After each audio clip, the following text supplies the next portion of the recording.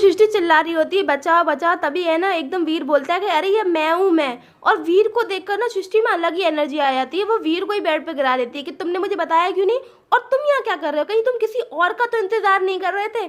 वीर के मुंह पर तो स्माइल आ जाती है कि अरे वाह, मतलब ये भी जेलस होती है। और वो दोनों अपना क्वालिटी टाइम स्पेंड कर पाते, वीर उसके साथ थोड़ा और टाइम स्पेंड कर पाता। उससे पहले गेट पे नॉक नॉक होने लगता है और कोई और नहीं कबीर ही होता है। फिर क्या है, वो तीनों साथ में बैठे होते हैं। कबीर हमेशा की तरह अपनी टांग अड़ा रहा होता है, बीच में उन दोनों को टाइम स्पेंड नहीं करने दे रहा होता है। और वीर को इस बात पर बहुत गुस्सा भी आ रहा होता है। वर्क ट्रिप खत्म नहीं हो पाती, उससे पहले एक नया स्यापा खड़ा हो जाता है। क्योंकि हॉस्पिटल में दादी माँ एडमिट थी तो तुरंत ही सृष्टि और वीर वहाँ जाते हैं। लेकिन पता चलता है कि मोहिनी ने दादी माँ को सारा सच बता दिया था सृष्टि का, कि सृष्टि प्रेग्नेंट नहीं है, उसने ये शादी कैसे की थी। और अब दादी माँ सृष्टि से बहुत ज़्यादा गुस्सा थी। हालांकि वीर दादी माँ के सामने सृष्टि का पूरा साइड लेता है और सारा इल्ज़ाम अपने ऊपर लेता है। लेकिन दादी माँ तो ऑफकोर्स बहू से ही गुस्सा होंगी, क्योंकि बेटे से तो कोई गुस्सा होता नहीं है। वीर वहाँ से अपनी माफ़ी मांगकर सृष्टि को लेकर चला जाता है। इधर सृष्टि जब घर पर आती है तो एक आदमी को देखती है जिसे दो आदमी मार रहे होते हैं उससे कुछ कर्जा के लिए, और ये कोई और नहीं सृष्टि के फादर ही होते हैं। सृष्टि को देखकर उसके फादर से पैसे मांगने लगते हैं कि देखो मैंने तुम्हें इतना पाला पोसा, अब मुझे पैसे दो सबके जल्दी से जल्दी। तो सृष्टि उसे बोलती है कि उसके पास कोई पैसे नहीं है। तो उसकी बात का उसके फादर यकीन नहीं करते, क्योंकि इतने बड़े घर में रह रही है, इतने बड़े आदमी की बीवी है, तो पैसे कैसे नहीं है। सृष्टि उन्हें बहुत समझाने की कोशिश करती है लेकिन वो मान ही नहीं रहे होते हैं।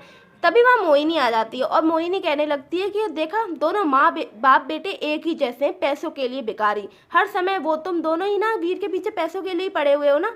और वो है ना, फिर एक कॉन्ट्रैक्ट था, वो देती है सृष्टि को डिवोर्स पेपर्स। वो ये कहती है कि तुम इस डिवोर्स पेपर पर साइन कर दो, मैं अभी के अभी तुम्हारे बाप को पैसे दे दूंगी। सृष्टि साइन कर देती है, इसलिए नहीं कि पैसे के लिए। सृष्टि साइन करती है क्योंकि उसको ये था कि अगर उसने अभी ये साइन नहीं किए तो उसके फादर को लगेगा कि उसके और वीर का रिलेशनशिप बहुत अच्छा है, तो वो वीर के पीछे पैसों के लिए जाएगा। और सृष्टि वीर को परेशान नहीं करना चाहती थी, और उसके फादर की वजह से तो बिल्कुल नहीं। इसीलिए वो उनको ये दिखाने के लिए कि उसका और वीर का अब कोई रिश्ता नहीं है और कुछ भी उनके बीच में नहीं है, वो डिवोर्स पेपर साइन कर देती है, जिसका फायदा मोहिनी उठाती है। मोहिनी वो डिवोर्स पेपर ले जाती है वीर के पास और उसको दिखाती है कि देखो सृष्टि ने तुम्हें तलाक दे दिया, उसने तो एक बार सोचा भी नहीं, मैंने जैसे पैसे ऑफर किए वो तुरंत ही मान गई। और वीर को ये देखकर ना बहुत ही गुस्सा आता है और साथ में दुख भी होता है। वीर सृष्टि के पास जाता भी है डिवोर्स पेपर का जवाब मांगने, लेकिन उसे है ना, वो गलत एंगल से देखता है तो उसे लगता है कि सृष्टि और कबीर एक दूसरे को किस कर रहे हैं। इसके बाद तो फिर वीर का है ना दुख और गुस्सा दोनों ही फूट पड़ता है और वो कहता है कि तुम्हें डिवोर्स चाहिए था ना, तुमसे तो अब सब्र भी नहीं हो रहा है इस कबीर के साथ आने के लिए, लो मैं तुम्हें अब डिवोर्स देता हूँ। और वो डिवोर्स पेपर पे साइन करके वहाँ से चला जाता है। सृष्टि को तो मौका भी नहीं मिलता खुद को समझाने का, पर वो भी कुछ नहीं कहती। इधर वीर का सेक्रेटरी उसे बताता है कि सृष्टि ने डिवोर्स जब साइन किए थे डिवोर्स पेपर, उससे पहले वो अपने फादर से मिली थी और ऐसा सुनने में आ रहा है कि उसके फादर ने ही सृष्टि को धमकाया वगैरह कुछ था। तो वीर उससे कहता है सब के बारे में अच्छे से जानने के लिए, लेकिन साथ में ना उसको वो पोस्ट कार्ड भी मिलता है जो सृष्टि ने उसके लिए उसके बर्थडे पे रख रखा था, जिसमें ना सृष्टि ने लिखा था कि वो वीर से प्यार करने लगी है और क्या वो उसके साथ पूरी जिंदगी बिताना चाहेगा, एक जेन्युइन वाली जिंदगी, इस कॉन्ट्रैक्ट रिलेशनशिप को छोड़कर। ये देखने के बाद तो वीर को लगता है कि सृष्टि उससे प्यार करती थी तो वीर भी तो प्यार करता था, तो फिर वो दोनों अलग ही क्यों हो रहे हैं। और वो भाग के जाता है अपनी सृष्टि के पास। वहीं जब सृष्टि को एक कॉल आता है कि उसने जो नेकलेस बेचा था उनमें से एक नेकलेस नकली है, जिसपे सृष्टि बोलती है कि नकली कैसे हो सकता है, उसने खुद ये सब कुछ देखा था। तो उसे है ना फिर डाउट होने लगता है कि सबके पीछे कोई और नहीं कबीर ही है, क्योंकि कबीर इस सब में पार्टनरशिप था। तो वो फिर क्या करती है कि कबीर के साथ एक पार्टी में जाती है, उसके साथ ही कंटिन्यू रहती है, रहने का नाटक करती है।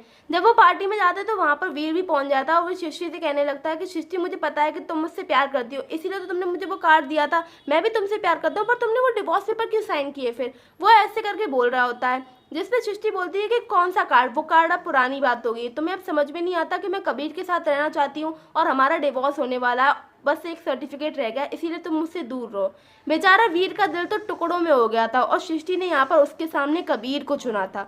अब कबीर को क्यों चुना था ये सब तो हम जानते ही हैं, क्योंकि वो कबीर का भांडा फोड़ना चाहती थी, लेकिन है ना वो वीर के सामने अभी बोल नहीं सकती थी।